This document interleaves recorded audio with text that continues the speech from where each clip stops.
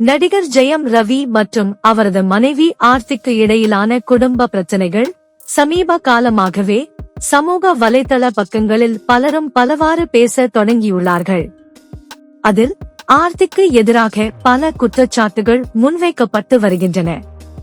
இந்நிலையில் தற்போது ஆர்த்தி மீண்டும் ஒரு பதிவை தனது இன்ஸ்டா பக்கத்தில் வெளியிட்டுள்ளார். அதில் மிகவும் எமோஷனலாக பேசியுள்ளதோடு மீண்டும் ஜெயம் ரவியோடு இணைவதற்கு பச்சை கொடி காட்டியுள்ளார். அதன்படி அவர் வெளியிட்ட அறிக்கையில், நான் அமைதியாக இருப்பது என்னுடைய குற்ற உணர்ச்சி அல்லது பலவீனத்தால் அல்ல, உண்மையை மறைத்து என்னை தவறாக சித்தரித்து காட்ட சிலர் செய்யும் முயற்சிகளுக்கு கண்ணியமாக பதில் அளிக்காமல் இருந்தேன்.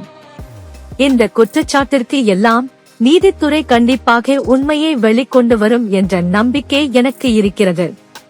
அதேபோல் நான் முந்தைய அறிக்கையில் சொன்ன விஷயம் தவறாக புரிந்து கொள்ளப்பட்டு இருக்கிறது. விவாகரத்து பற்றி பேச்சுவார்த்தையில் இருந்தது எனக்கு தெரியாது என கூறவில்லை. அந்த விவாகரத்து அறிவிப்பு இருவரது ஒப்புதலுடன் வெளியிடப்பட்டது என சொல்வது போய் அது பற்றி எனக்கு தெரியாது என்றுதான் கூறினேன். இது பற்றி தனியாக பேச நான் தற்போதும் தயாராக இருக்கிறேன். ஆனால் தற்போது வரை அது மறுக்கப்பட்டு வருகிறது. எனது குழந்தைகளின் எதிர்காலத்தை கருத்தில் கொண்டு சேர்ந்து வாழ வேண்டும் என்பதே என்னுடைய விருப்பம். மேலும் திருமணத்தின் புனிதத்தன்மையை நான் ஆழமாக மதிக்கிறேன். யாருடைய நற்பெயரையும் புண்படுத்தும் பொது விவாதங்களில் ஈடுபட மாட்டேன்.